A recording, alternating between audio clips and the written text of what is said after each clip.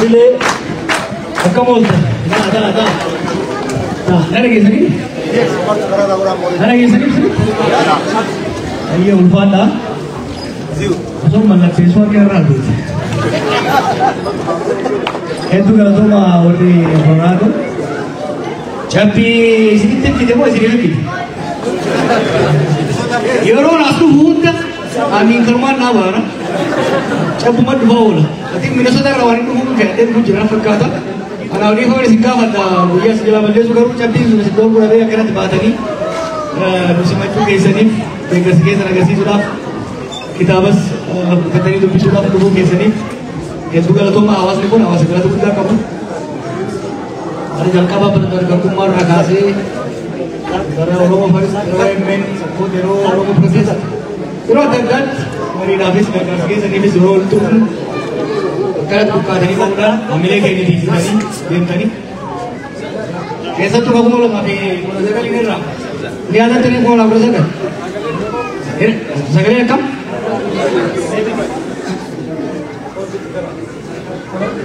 Sen.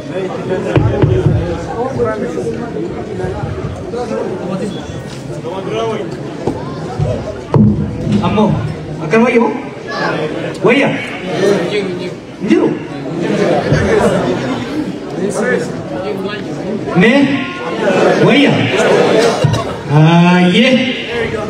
Kau malah kerja kalian ada tadi kapan dulu bentuk? Wah, ini tu kes driver, Tahu? Sarung dah jiwan ni. Bus ni kau seluruh beresu boleh ada di mana deh? Ajaib awak. Unda aku pak boleh teringat. So apa dia? Halia makai saja. Asal biharan, asal naran, baru chapter naran, bukan naran. Kes ini jenuh. Kita punya mungkin wana gambar jindaring. Berutan dengan kesat. Asal kalau butuh tak kapaci tu lah, puji ujian ni. Kalau kesat tinggal main lah. Mari nama golongo. Dukun nak kapso itian. Kalau umat agaknya kapso orang madro orang tu reda. Murna alaga, murna urma jala. Roro umat agaknya gaya jutur akasu dah. Ratu kita tu red. Karena magolaju rummo. Murna nuke sabai. Kagaru dan tafi. Jadi umat kanan ini. Kadan tafi. Jadi umat tu biasa ini. Kamir kafi. Walaupun umat sari ini.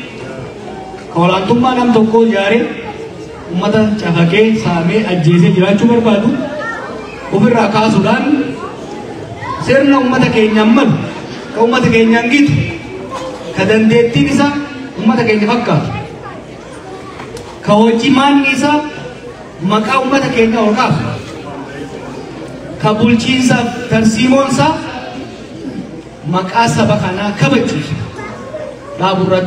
Pulle fanne udah saja rakyat. Halu tambah jalan, wan toko ubacisun hal biasa ni, ubacisun jalan jalan. Tapi kayak nyawa darbi, umat kayak nak udah kesi. Warga gamman ubatin, kali dengar video le bayar tu orang ngerti itu. Biasa kesa tiru amat, rakko tina ke hamat jalan, rakko nagenya hamat jalan, rakko le lamam tulis buah. Dogongora takau karena jalata abi ini murni sawo jinjiru bara ko malama ko sadde ta kasan ko tani yato uso itu wan ko agam tani uso kadanu biti tunggara sanna bare te mo indan desu biti tun karena demokrasi caura kapti ummanni ke ko gashan tani olif kapsai senna bare alaga buse senna bare fi khasu dar tol chura miti ummanni kun gateetti sirna abbaa irree ittiin baadhatu hin qabu. Kanaaf falli Oromootiifis ta'e sabaaf sablammoota akkasumas biyya Itoophiyaatiifis ta'e ollaa keenya malu karaa dimookiraasii cehuudha jennee yeroo hiwannu isin tiyoorii malee waan qabataman beektan Oromoonis ta'e namni uummanni Itoophiyaa yoo cafaqan malee dimookiraasii fi nagaan buluun barbaadu nuutu isinii beeka.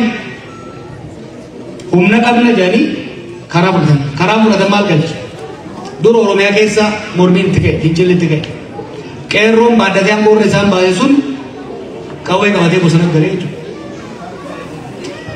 Murni qeerroon aangoo irraa baasisuunis kawai qabatee deebi'e Tigraay lollee gale. Warri isaan buuza baafatanii nus warra Tigraay cabsaa turan sun immoo marsaa isaa eeggatee lolatti seenee jechuudha. Yeroo ammaa kanatti naannoleen sadeen biyyattii practically haala qabatamaadhaan sirna mootummaa san keessa jiran.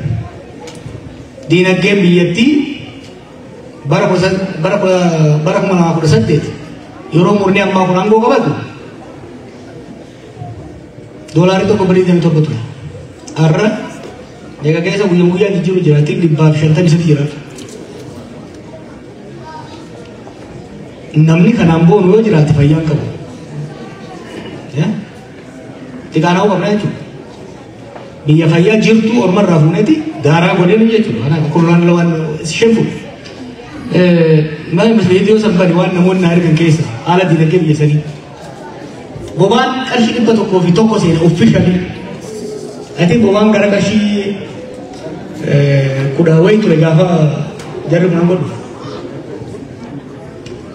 Har'a 101 bobaan hin jiru mootummaan akkasii kaayetu jechuudha. 200 namni dhabee taaksiin bifa kanaan guyyaa 4 guyyaa 5. Durgubboo biyyatti gubboo mana murtiitiif daanyaan akkasiin gallakkisuu kan ta'e. Har'a gaasa guuttachuudhaaf gubboo kan nu qabdu. Bobaa guuttachuudhaaf mallakeetiin guuttachuudhaaf kaadreedhaaf milishaadhaaf kaabineedhaaf gubboo kan ta'e bifa kanaan deemamaa jechuudha.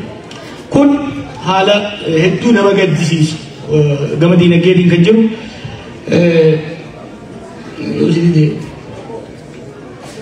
Waligala gama diinagdeetiin haalli uummanni keenya keessa jiru. Kan kanaan beeksisaa jiru immoo rakkoon doolaraa uumamu bobaan hanqachuu qofa miti. Uummata kana waanuma hiyyoomsuudhaan itti ergaman fakkaata. Waan kalee barreessu yoo ilaaltan. Waggaa lamaan har'aa yaada maraatu takka fidan. Kunis maali? Qamadii biyya ala erginaa jedha. Qamadii ala ergina jedhanii waa lama godhan. Tokkoffaa lafa qamadii baafuuf hin baafnes akka waan isaan uummata kanarra beekanii Harargee dhaqanii uummata jimaa silaa gurguratu raammisanii qamadii faajjeessan. Gara Awaash kan beektan gara Maqii kana naannoon sun kuduraa fuduraan beekamu shunkurteedhaan kaarotiin dinnichaan kanaan beekamu. Uummata dirqisiisanii milishaan irra dhaabattee akka qamadii facaasu godhan. Facaaseen yoo tosanii dhiisanii hoo mee rabbii jaanii beektanii dachee hektaara tokko irratti qamadii fi shunkurtii wal qixa miti bu'aan inni mul'isu.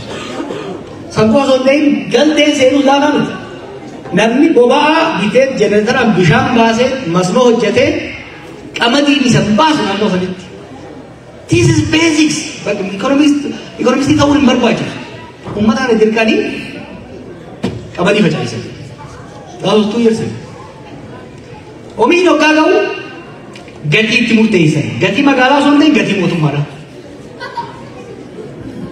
Gatiin magaalaa 5,000 osoo jiru 3,200tti muranii irraa fuudhan. Dirqisiisanii irra deemanii jechuudha. Alergii goone jedhanii muummichi ministeeraas pirezidantiis gabbeebii dhaadatanii geeraran. An Naayiroobii ture icciitii dhukubaan qaban ture. Maal goote beektaa yoo naggaadeen qamadii kana Arsii Baalee Shawaa keessaa bitaniituma hanga tokko Moyyaalee geessanii akka waan Keeniyaa dhaqee karaa roobisanii olma deebisanii hawaasatti 5,000 6,700 gurguratan. Eenyu kasaare qonnaan bulaa. These are the dire consequences for the country. Maaltu uumame waqiitti fakkeenyaaf. Uummanni waan kasaareef marsaa itti hafu garii dhiisee biraa yaa'e. Warri achi deemuu hin dandeenye hoo taataaqii fi milishaa kana biraa gurguraa jecha ijoollee waraana bilisummaa Oromoo fidee achi galfate. Wanni maqii fi naannoonni sun lolli akkanatti hiiteeffamu kanaan wal qabatan jechuudha. Namni silaasanii jiru qamadiin kuntaalli takka biyya alaatti argamne ni jiru. Kuntaalli takka hundi deebi'ee dhufe. Sababa naannoo maqiititti shunkurtiin akkam facaafan dhoorganii qamadii facaasaniif faasikaa dabre maal godhan beektanii shunkurtii isaa fidan Taanzaaniyaa irraa fidan. Can you believe this? Qamadii rakkoon qabatii biyya keessa osoo jiru biyya alaatii osoo galchaa jiran biyya alaa ergina jedhanii uummata roobisanii akka waan gaariitti immoo kantiibaa magaalaa Finfinnee baatee shunkurtii Taanzaaniyaa irraa finnee jira. So waliigala diinagdee biyyattii cinaa lolli daaraa godhe. Cinaa bilislichii beeta mangistii fi mana shishaa fakkaatu irratti dalaga. Kan raafee'oo bifa kanaan qonnaan bulaa kasaarsa deemaa jira jechuudha. Namni keenya gama diinagdeetiin dukkaa'e isin daasporaan ni beektan. Dur $100 yoo namaa ergitan hangam takka maatii akka tajaajilu. Har'a $1,100 hin ga'u. Maaliif qaala'insi jireenya Itoophiyaa keessaa ka Ameerikaa caalee yeroo ammaatti. Namni keenya haala hedduu hamaa keessa jira jechuudha. Kun osoo ga'ee fi gaarii namni keenya. Barana gibira parsantii 300 hanga 1,000 dabala.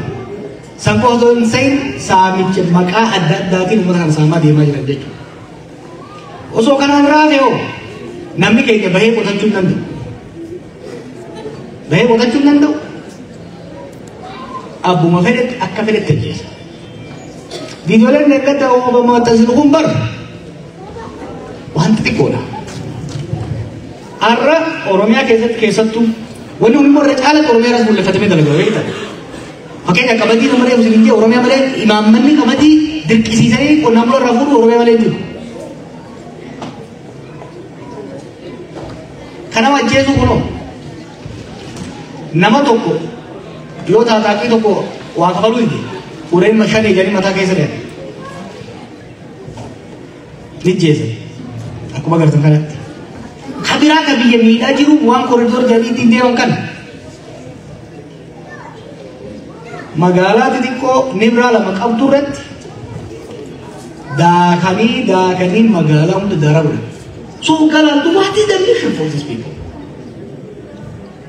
Opinion dur abaaru sun baru fayya qabdi. Opinion dur abaaru wayyaanee ergataa maa ergamtanii jecha tureemi. Amma jara ammaa kana sheeyxaanatu ergatu jira. Kadura wayyaanee ergata jara ammaa ngora jirtu kan sheeyxaanatu ergatu jira malee they are so distracted. Kanaaf haalli kun tokko uummata keenya kasaaraa diinagdeetii fi humna namaa hamaa keessa galchaa jira.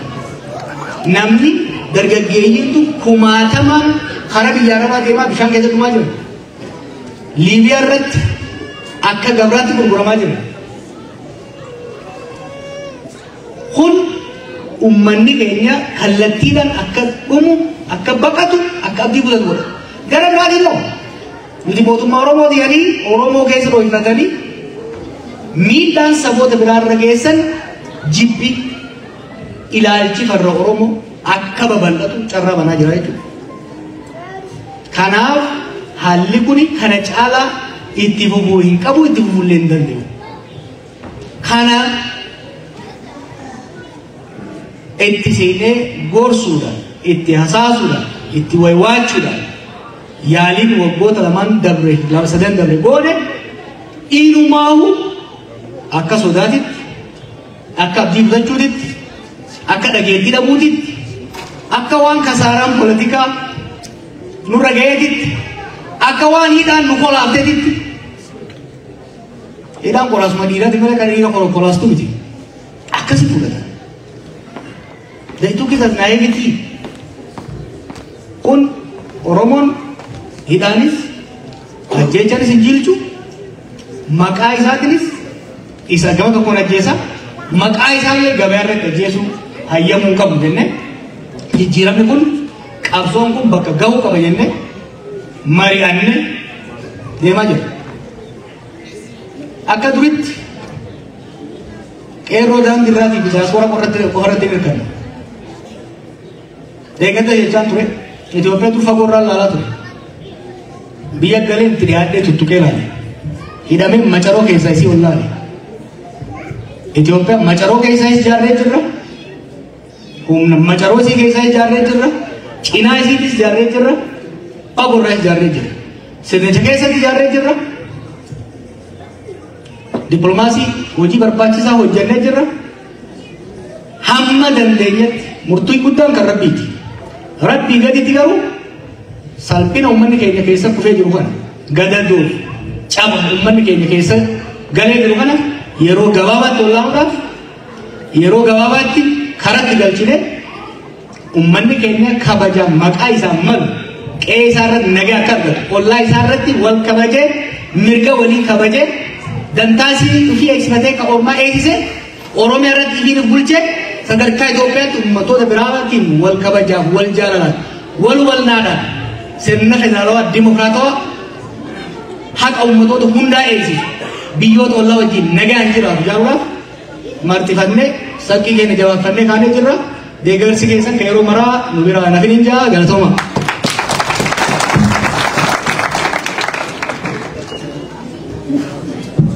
Tole Ifaadhu galatoomi jennaan Jawaariin hafuura isaa urgaayaa san sagalee isaa barooduu akka qeerransaa san bookisaa akka leencaa san dhageettaniimi kanumaa mika yaadaatu maal jettanii deeme hamilee ho'itu tole egaa hagana hafuura nu baafate fuunfannee amma qajeelumaan gara gaafiif deebiititti deeme wanti naa gootan wani naagotan namni tokko gaafii namni biraa gaafate irraa kan deebine nama tokkoof daqiiqaa tokko waliin kenne yoo akkam ta'e yoo garaa laallee daqiiqaa lama akkitti fuunu kame akka itti fuuna deemne gara kanaa nama lama asii nama lama gara shamarraniitii nama sadii kanaafuu please gaafii qara gaafatamee bakka biraatti jedhe hin gaafatanna yoo dammoo gaafii yookaan yaada tokko qabaatan nama tokko dabarsa. Yaadni isin dura dubbatame kan isin jechuu feetan sun yoo jedhame nama biraatiif dabarsitanii haajaasan hin takka gara danaa dhaabattu waliyyii lama dhiifama maqaa kee beeku isa sadii marra shayyaa afurii shaallooshan isin naa booda gara na deebi'a isinitti deebi'a marsaa lamuu yoo jiraateef gara kanaaf duuba sanii maqaa kee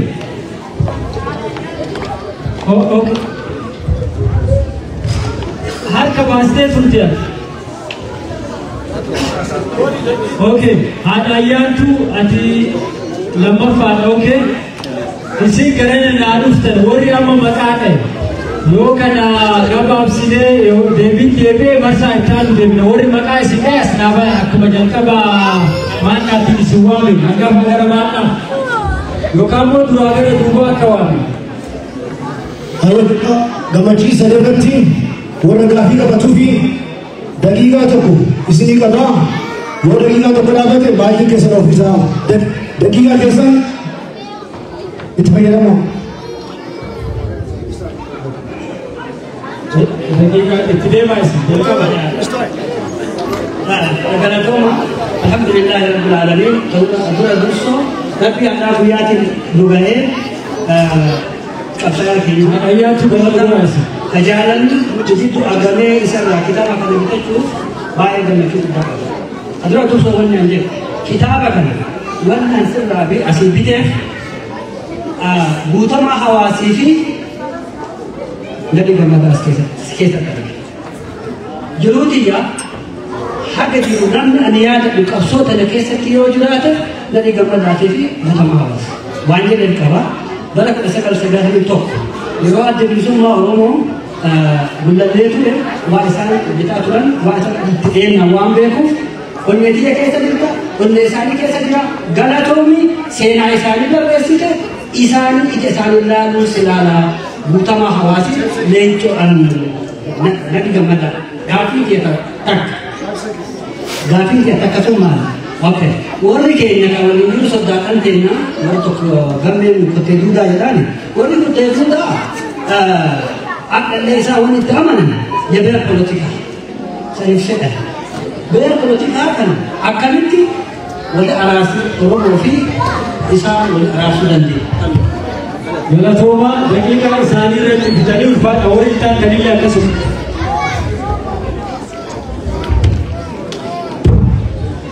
gara gaafii jechuun gaafii rabbiis.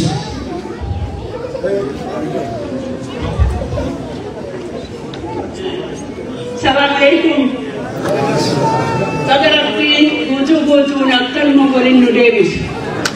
Borree rabbi akkan mogolin haa deebis.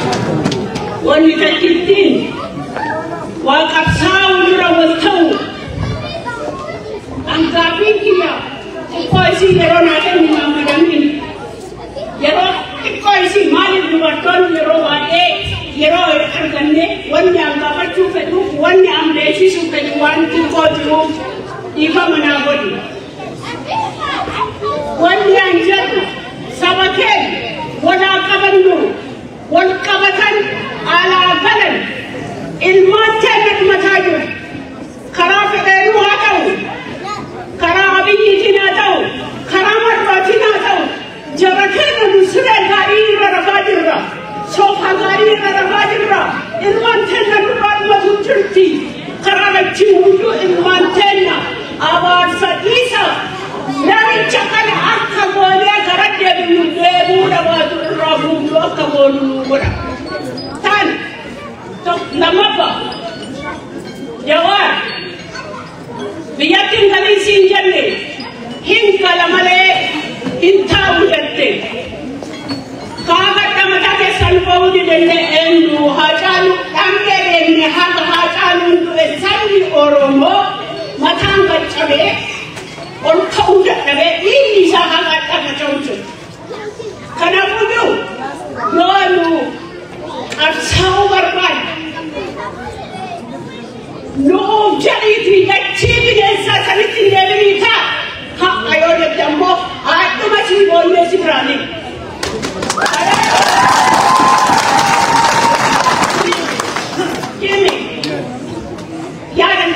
I mean, just give me a second.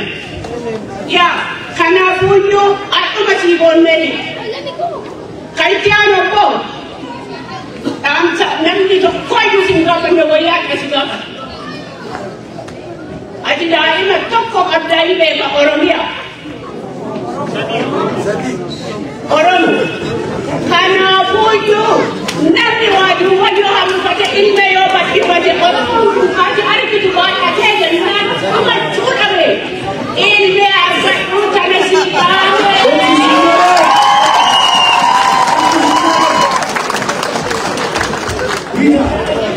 Rita, again, Mama. Rabia Changala Rabia Alenu, the Ila Son Mohammed, you're over the top of the things. Let's go.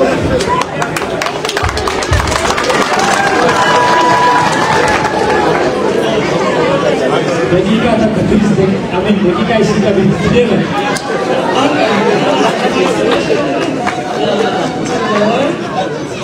My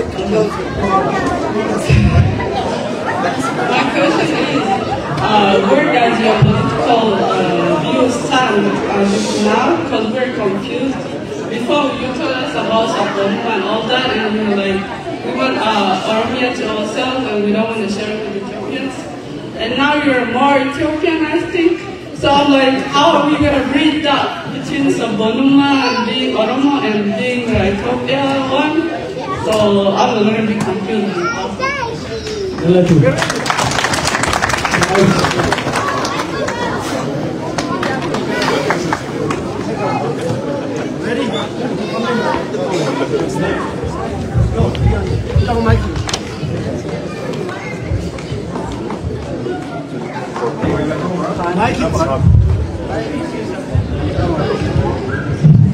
Okay, galatoma jecha. Gaafii kiyya